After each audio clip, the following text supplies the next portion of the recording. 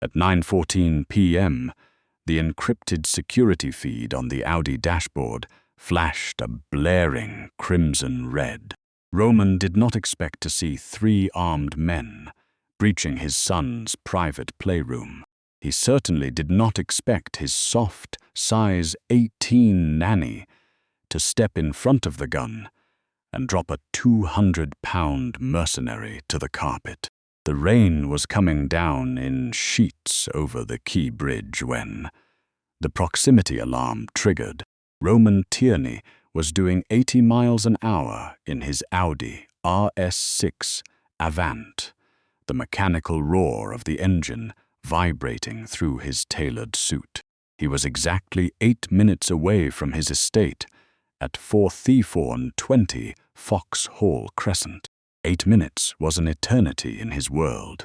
4 years ago, 8 minutes had been the exact window of time it took for a rival crew to breach his former home and take his wife. She had been small, delicate, and entirely unable to defend herself. The memory was a permanent, jagged scar in his chest. When the dashboard screen flashed red, indicating a perimeter breach, that scar tore wide open. Roman slammed his palm against the console, bringing up the live interior feeds. The camera mounted in the corner of the second-floor playroom flickered to life.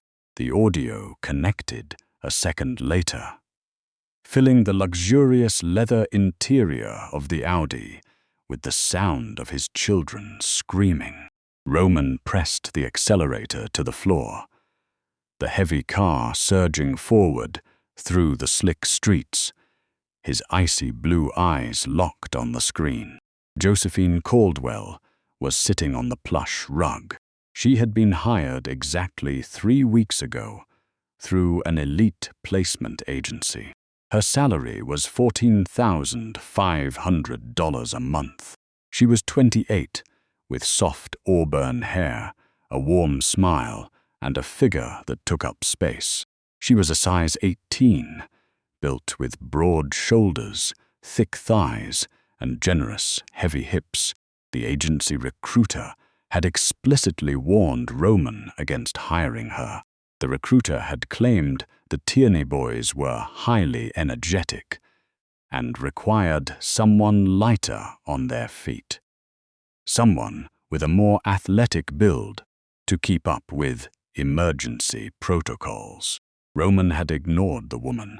He had hired Josephine because the first time she walked into his office, she had looked directly at his concealed holster and hadn't blinked. On the screen, the heavy oak door of the playroom splintered inward. 3 men in dark tactical gear poured into the room. They moved with professional efficiency, sweeping their suppressed pistols across the space. The lead man, a massive, heavily muscled enforcer, lunged straight toward 8-year-old Oliver. Roman let out a guttural sound of pure terror, his knuckles turning white on the steering wheel. He could not reach through the glass. He could not pull his gun. He was going to watch his son die. But Josephine did not scream. She did not cower. As the mercenary reached out and clamped a thick leather-gloved hand onto Oliver's narrow wrist, Josephine moved. For a woman of her substantial size, she moved with terrifying, fluid speed. She did not try to run. Running was a flaw. Running meant giving up your center of gravity. Instead, she used her mass. She lunged forward, her heavy thighs planting firmly into the carpet, turning her entire body into an immovable anchor. She slammed both of her hands over the mercenary's grip on Oliver. She didn't try to pull the boy away. She simply dropped her weight, dropping her hips down and back, dragging the much larger man forward off his balance. The mercenary stumbled, his eyes widening in shock as the soft, curvy Nanny suddenly exerted the leverage of a hydraulic press. Thumb down, twist out. Josephine's voice carried over the audio feed. Remarkably steady. Cutting through the panic. Break the grip, Oliver. Step back. Go to Finn. Oliver, operating entirely on the pure authority in her tone, snapped his arm exactly as she instructed. The mercenary's grip broke. The man snarled, realizing he had lost his target. He ripped a combat knife from his belt and slashed wildly at Josephine. The blade tore through her gray sweater, slicing deep into the flesh of her left forearm. Bright red blood instantly blossomed across the fabric. Josephine did not flinch. She took the hit to protect the space behind her where the boys were retreating. Then she closed the distance. She drove her open palm upward, catching the mercenary right under the chin with a sickening crack. As his head snapped back, she stepped inside his guard, wrapping her thick, powerful arms around his extended elbow. She dropped her weight entirely, using her heavy hips as a fulcrum. The mercenary's arms snapped loudly. The bone-chilling sound echoed through the Audi's speakers. The man collapsed to the floor, screaming in agony, his weapon clattering across the wooden train tracks. The other two intruders hesitated, completely stunned by the brutal military-grade joint manipulation executed by the bleeding Nanny. That split second of hesitation was all it took. The wail of approaching syndicate sirens echoed from the street outside. The two standing men exchanged a panicked look, abandoned their fallen comrade, and sprinted back out the door. Roman hit the brakes, the Audi skidding violently as he took the corner onto Foxhall Crescent. His chest was heaving. His mind was entirely blank. He reached out with a trembling finger and hit the rewind icon on the dashboard screen. The digital footage jumped back 10 seconds. He watched it again. He watched his soft, quiet Nanny plant her feet. He watched her use her thick waist and broad shoulders to create a wall of flesh and bone. He watched her break a 200-pound man's radius without hesitation, all while giving his son clear, tactical instruction on a hold break. Roman pressed the rewind button a second time. He needed to be absolutely certain of what he was seeing. Thumb down, twist out, break the grip. Roman threw the car into park before it even came to a complete stop in the driveway. He kicked his door open, drawing his Sig Sauer P-202-6 from his shoulder holster, and sprinted through the rain toward the front doors. His security detail was already swarming the lawn, shouting orders, sweeping the perimeter. Roman ignored them. He bypassed the shattered front entrance, taking the grand staircase 3 steps at a time. He moved through the second-floor hallway with lethal precision, the gun leading his line of sight. He reached the playroom and stopped dead in the doorway. The room smelled of ozone, rain, and fresh blood. The mercenary was still on the floor, groaning, his arm twisted at a grotesque angle. In the far corner of the room, wedged between a bookshelf and a massive stuffed bear, was Josephine. She was sitting on the floor, her legs pulled up, entirely shielding Oliver and Finn with her body. Her grey sweater was soaked in blood from her elbow to her wrist. Her breathing was heavy, her chest rising and falling in sharp, jagged rhythms. When she saw Roman, her dark eyes locked onto his. She didn't look terrified. She looked ready to fight him, too, if he took a wrong step. Roman slowly lowered his weapon. He holstered it at his side, raising both his hands to show they were empty. He stepped over the groaning man on the floor and walked slowly toward the corner. "Daddy," Finn sobbed, burying his face into Josephine's side. "I have you," Roman murmured, dropping to his knees on the carpet right in front of them. He reached out and gathered both of his sons into his massive arms, pulling them tight against his chest. He buried his face in Oliver's hair, inhaling the scent of his children, the sheer, crushing relief of their survival making his hands shake. He held them until their sobs quieted to hiccups. Then he looked up at the woman who had saved them. Josephine was clutching her bleeding arm, her face pale. She looked down at the carpet, her defensive posture slowly uncoiling into exhaustion. "I am sorry about the blood on the rug, Mr. Tierney," she whispered, her voice finally trembling. "I know you prefer the house kept immaculate." Roman stared at her.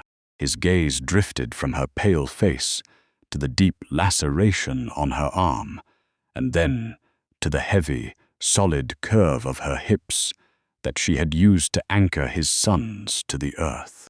The curiosity gap tore open in his mind, vast and demanding. The elite agency had billed her as a former kindergarten teacher from Chicago. Kindergarten teachers did not teach children thumb-peel disarms under active gunfire. "Do not ever apologize for bleeding for my family," Roman said, his voice dropping into a dark, rough register that commanded the room. He reached out, his large hand gently wrapping around her uninjured wrist. "You are coming with us."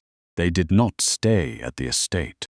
Roman ordered the security team to handle the cleanup and extract every piece of information possible from the broken mercenary on the playroom floor.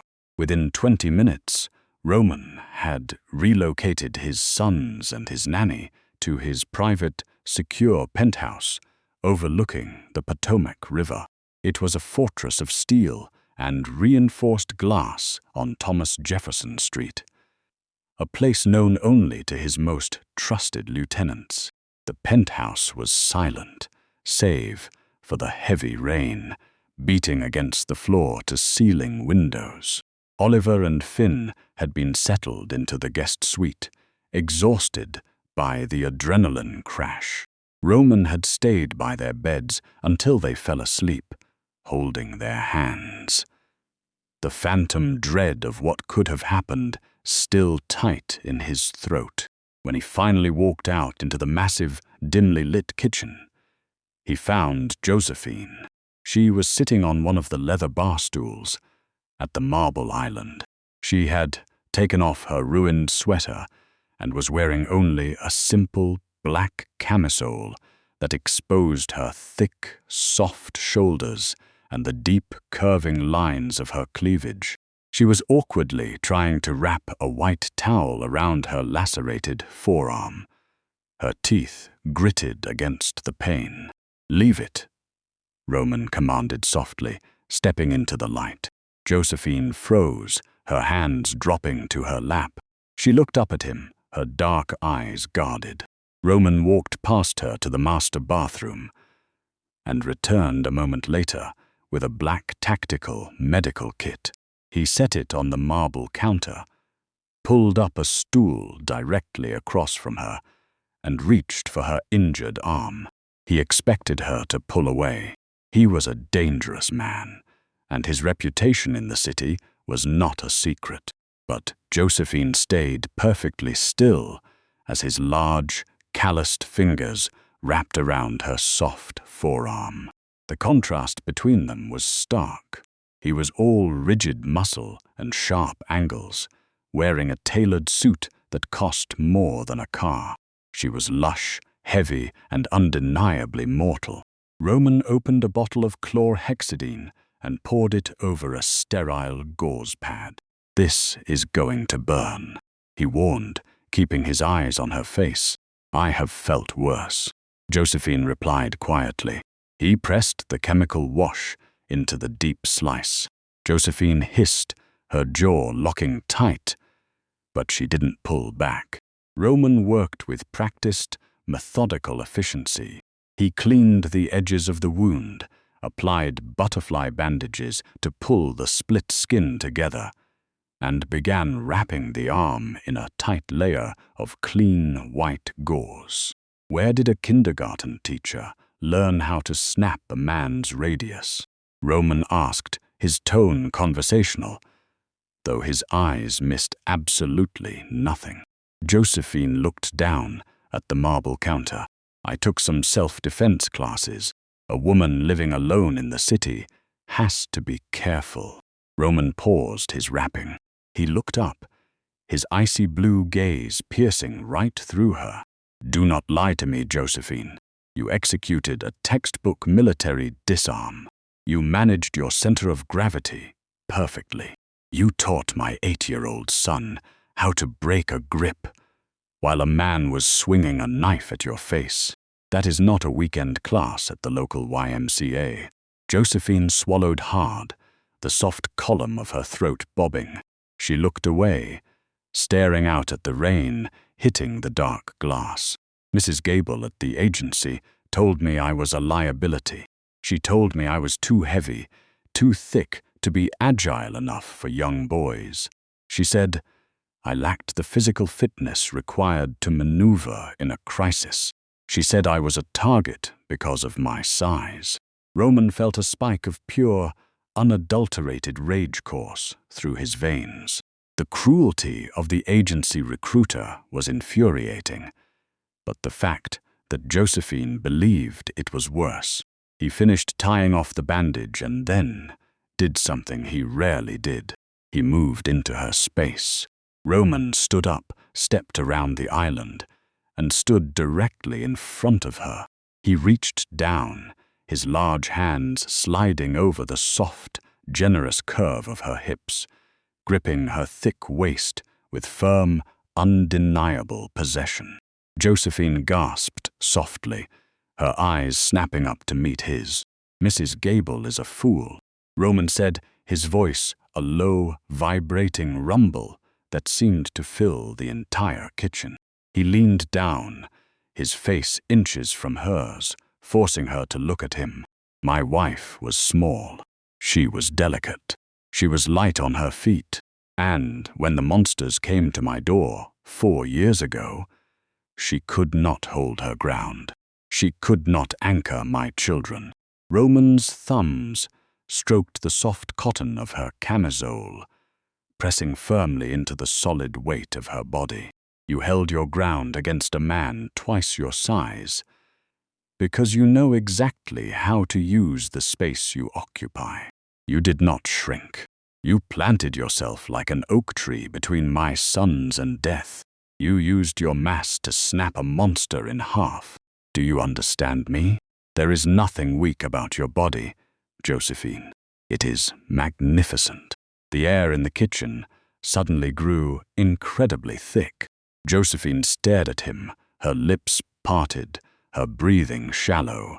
She had spent her entire adult life being told to take up less space, to apologize for the room she required. Now, the most terrifying man in the city was holding her as if she were the only solid thing in a collapsing world, honoring the exact flesh she had been taught to hate. Before either of them could close the final agonizing inch between their mouths, the private elevator at the end of the hall dinged sharply. Roman's head snapped up, his body instantly shifting back into lethal mode. He stepped in front of Josephine, his hand instinctively resting on his holstered weapon. The elevator doors slid open, and Clayton Hayes, Roman's head of security, stepped out into the foyer. Hayes was dripping wet, his dark trench coat soaked from the rain. He looked exhausted, carrying an encrypted tablet in his hand. "Boss," Hayes called out, his boots leaving wet tracks on the hardwood. "I have the preliminary report from the estate." Roman's jaw locked. Report. Hayes walked into the kitchen, his eyes briefly flicking to Josephine, sitting on the stool behind Roman. He offered a tight, dismissive nod before looking back at his employer. It was a random hit, boss. Local junkies looking for a high-end score. We ran the prints on the guy, Ms. Caldwell dropped. He's a nobody. 2 petty theft charges and a long history of narcotics. The silence in the kitchen shattered, replaced by a thick, suffocating dread. Roman did not look at Josephine. His icy blue eyes snapped directly to his head of security. Hayes had run the prints. Hayes had declared the mercenary a nobody. Hayes had deliberately lied. Roman reached for his Sig Sauer, but Hayes was already moving. The security chief had anticipated the shift in the room. Before Roman could clear leather from his shoulder holster, Hayes drew his own weapon, leveling the black barrel squarely at Josephine's chest. "Drop it, boss," Hayes ordered, his voice completely devoid of its usual deference. The storm raged outside, throwing jagged shadows across his face. Roman froze, his hand hovering over his holster. The muscles in his jaw ticked furiously. "You sold out my family to a Miami cartel, Clayton." "I sold her out," Hayes corrected, gesturing tightly with his gun toward Josephine. "The Morenos offered $8 million for the missing Navarro girl. They tracked her to the placement agencies. But I controlled the security grid. I let the strike team into the estate tonight. They were supposed to grab her and leave cleanly. Your kids were never the target. They put a combat knife near my son." Roman's voice was a lethal, vibrating whisper that promised slow death. "Collateral friction."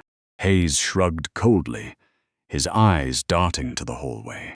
"Now slide the Sig across the marble. The Morenos have a cleanup crew waiting in the underground garage. If I don't deliver her in 5 minutes, they come up here. You have 2 boys sleeping down the hall, Roman. Hand her over, and the syndicate survives the night." Josephine's breath hitched violently in her throat. She looked at the dark hallway leading to the guest suite. Oliver and Finn were asleep, completely vulnerable. She had spent 3 agonizing years running from the ghosts of the Miami port, hiding her face, apologizing for her existence, making herself invisible. Now, the nightmare was standing in a luxury kitchen, demanding her life in exchange for the boys she had bled for. Roman did not move. He did not surrender his weapon. Instead, he stepped deliberately in front of Josephine, using his broad shoulders and tall frame to completely block Hayes's line of sight. "She is not going anywhere." Hayes sneered, his finger tightening on the trigger. "You are a fool for a fat girl, Roman." Hayes fired. Roman dove, tackling Josephine to the floor as the bullet shattered the marble island, exactly where she had been standing. Deafening gunfire erupted in the confined space. Roman returned fire blindly from the floor, his Sig Sauer barking twice. Hayes scrambled behind the massive steel refrigerator, returning a volley of hollow-point bullets that rained broken glass and shredded the custom cabinetry. Josephine hit the hardwood floor hard. The breath knocked entirely from her lungs. The wound on her arm screamed in fresh agony as the butterfly stitches tore. Roman was heavy over her, his tailored suit quickly becoming coated in white plaster dust. "Stay down," Roman commanded, his eyes burning with violent, protective intensity. "He has the tactical advantage. The elevator is locked down from his master tablet. We are trapped." Josephine pressed her cheek against the cold hardwood. She could hear Hayes frantically reloading his magazine. Behind the refrigerator, she could hear the distinct, terrifying chime of the private elevator beginning to ascend from the underground garage. The Moreno cleanup crew was coming to finish the job. She looked across the ruined floor. Beneath the shattered bar stools lay the black tactical medical kit Roman had dropped.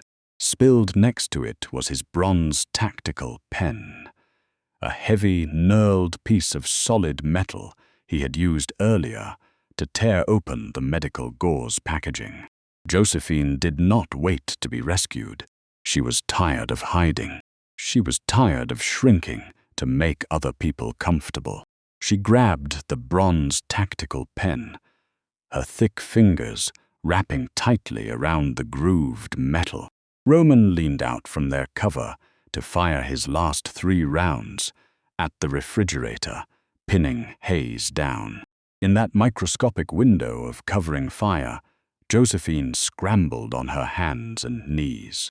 She did not crawl away toward the bedrooms. She crawled directly toward the kitchen island's structural pillar, putting herself directly in the line of fire. Hayes stepped out from cover, his weapon aimed at Roman's exposed shoulder. He never saw the heavy-set Nanny lunging from his blind spot. Josephine drove her entire body weight upward. She slammed her broad, solid shoulder directly into Hayes's knees. The security chief's legs buckled instantly under the immense, unexpected force of her mass. As Hayes collapsed forward, his gun discharging wildly into the ceiling, Josephine swung her right arm. She drove the bronze tactical pen with brutal, unyielding force directly into the nerve cluster of Hayes's weapon hand. Hayes screamed, his fingers splaying open in shock. The gun dropped to the floor, sliding across the tiles. Before Hayes could recover his balance, Roman was there. The syndicate boss kicked the dropped weapon across the room and slammed his heavy leather boot directly onto Hayes's chest, pinning the traitor to the floor. Roman aimed his empty Sig Sauer directly at Hayes's face, his eyes devoid of mercy. The elevator chimed loudly, signaling its arrival at the penthouse level. Josephine did not hesitate. She lunged for the master security panel on the wall. Her fingers flew across the digital keypad, remembering the codes Hayes had punched in earlier. She didn't try to lock the doors. She hit the industrial fire suppression override. The elevator doors slid open to reveal 4 heavily armed Moreno sicarios. The instant the doors parted, the penthouse's emergency fire system triggered. A blinding, suffocating blast of highly pressurized chemical foam and freezing water erupted from the ceiling vents directly into the elevator car. The sicarios, blinded and choking on the heavy foam, stumbled backward in panic as the heavy steel fire doors instantly dropped from the ceiling, slamming shut and trapping them permanently inside the flooded shaft. Absolute silence descended on the ruined kitchen, save for the hiss of the fire foam and Hayes's muffled groans beneath Roman's boot. Roman lowered his empty gun. He looked at the sealed elevator doors, then down at the traitor, and finally at Josephine. She was leaning heavily against the wall, covered in plaster dust and blood, gripping the bronze tactical pen like a lifeline.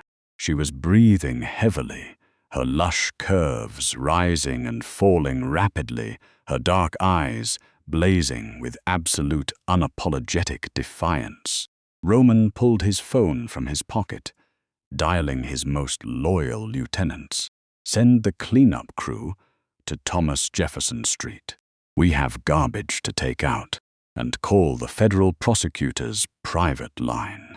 I have a massive gift for them, regarding the Miami port massacre.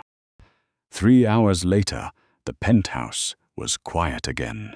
Hayes had been dragged away, destined for a federal supermax prison, his offshore accounts utterly drained. The Morenos were in custody. The hard evidence Josephine had kept hidden for 3 years finally delivered by Roman's ruthless lawyers to seal the cartel's total legal destruction. Roman found Josephine standing alone on the glass terrace, the cold night air blowing her auburn hair around her soft shoulders. She had washed the plaster dust from her face and changed into a borrowed black silk robe that clung beautifully to her thick thighs and wide hips. Roman walked out onto the terrace. He held a thick manila folder in his hand. He stopped beside her, setting the folder down on the glass patio table. "Those are clean papers," Roman said softly, his voice rough.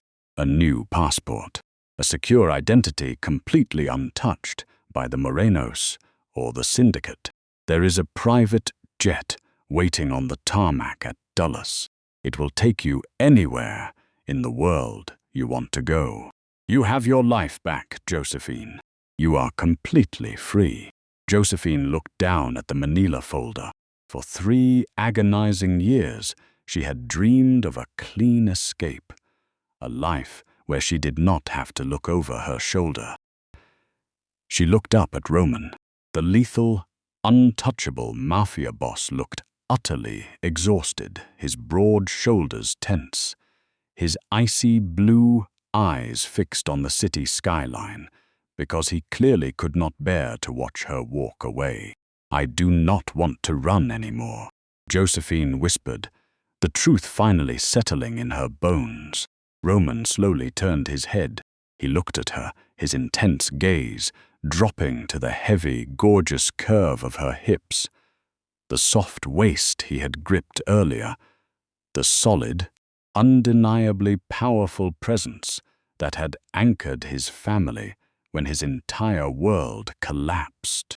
"You belong in the light," Roman murmured, taking a slow step closer, the magnetic gravitational pull between them undeniable in the dark.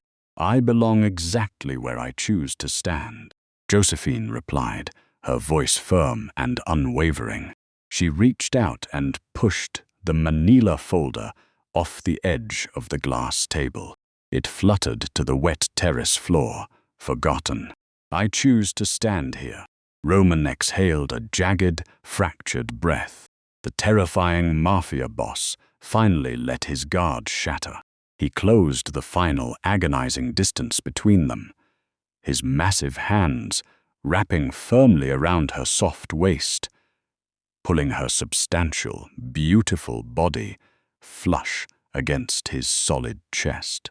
He kissed her with a fierce, desperate hunger, claiming her entirely, honoring every inch of the space she took up in his arms and his life. For the first time in years, neither of them had to hide. Far below them, on the wet pavement of Thomas Jefferson Street, a black town car idled in the deep shadows. Inside the vehicle, a man in a tailored suit watched the penthouse terrace through a pair of high-powered binoculars. A silver lighter bearing the crest of the Chicago outfit turning slowly, menacingly in his hand. Did the heart-pounding tension and undeniable chemistry of Josephine and Roman's story leave you breathless? This is just the beginning of their dark, passionate empire. If you loved seeing this fierce, curvy nanny flip the board, protect the innocent, and claim her true power against a lethal cartel, don't forget to hit that like button, share this video with someone who needs to hear it, and subscribe to our channel so you never miss another thrilling Mafia romance story like this. What do you think the Chicago outfit wants with the Tierney Syndicate next? Let us know your theories in the comments below. Stay truly thrilling.